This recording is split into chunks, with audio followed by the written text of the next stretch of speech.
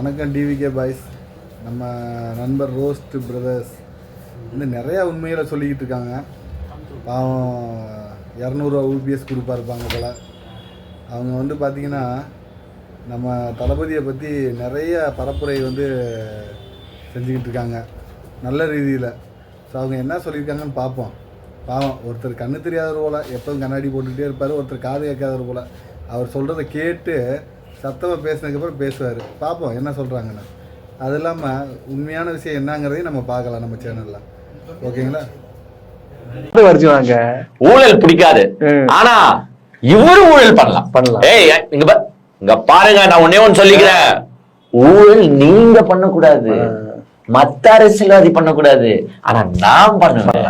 நான் டாக்ஸ் கட்ட மாட்டேன். ஏன் கட்ட மாட்டேன்? ஏன் டாக்ஸ் கட்டணும் நானே?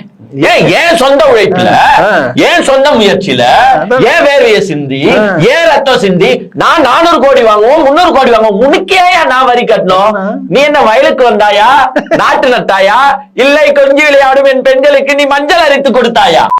இந்திய பிரபலங்கள்ல அதிக அளவு வருமான வரி செலுத்தியதில் முதலிடத்தில் பாலிவுட் நடிகர் ஷாருக்கான் இருக்கிறார். 2வது இடத்தில் யார் இருக்கா தெரியுமா? நடிகர் விஜய் தான். பாலிவுட் நடிகர் ஷாருக்கான் 92 கோடி ரூபாய் வருமான வரி செலுத்தி இருக்காருன்னு தெரிவிச்சிருக்கு.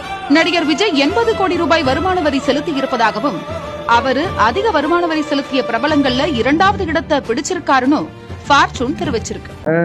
உனக்கு ஏன் கட்ட வேண்டும் மாதிரி? ஏன் கட்டணும்? கட்டபொம்மன் வாரிசியா? எங்க கட்ட முடியாது அறிக்கை விட சொல்லியா? கட்ட முடியாது என்ன வேணா பண்ணியா?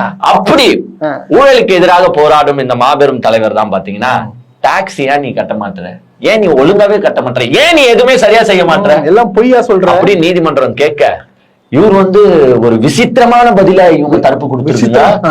விஜய் அவர்களுக்கு 1.5 கோடி ரூபாய் வருமான வரி அப்படிங்கிறவங்க எக்ஸ்ட்ராவா நீங்க கட்டிதான் ஆகணும். 10 வருஷத்துக்கு முன்னாடி இருக்கக்கூடிய வழக்கு, 6 வருஷத்துக்கு முன்னாடி ஒரு வழக்கு தொடர்ந்து இருக்கிறார். யாருக்கு எதிராக? வருமான வரித்துறைக்கு எதிராக. நான் சரியாதான் டாக்ஸ் கட்டியிருக்கேன், எனக்கு 1.5 கோடி ரூபாய் நீங்க என்ன கேட்டிருக்கீங்க, அபராதம் விதிச்சிருக்கீங்க, தப்புன்னு சொல்லியிருக்காரு.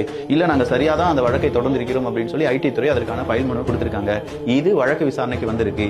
இது இன்னைக்கு ஏதோ நடந்த மாதிரியும் வட்டியை கட்டிட்டு இல்ல அபராதத்தை கட்டிவிட்டு இன்கம் டாக்ஸ் பணத்தை கட்டிவிட்டு உங்களுடைய தலைவரை பேச சொல்லுங்கள் அப்படின்னு சொல்லி திமுக காரங்களாம் சொல்றதை பார்க்கும்போது, சோறு திங்கிறியா இல்ல பியல் திங்கிற இந்த பொழப்புக்கு 4 பேர் ஜிகோலோ பையா அப்படின்னு சொல்லி உங்களுக்கு வாய்ஸ் ஓவர் கேட்கலையா சார்? நீதிமன்றமே ஷாக் ஆகி நடுங்கிட்டானுங்களா?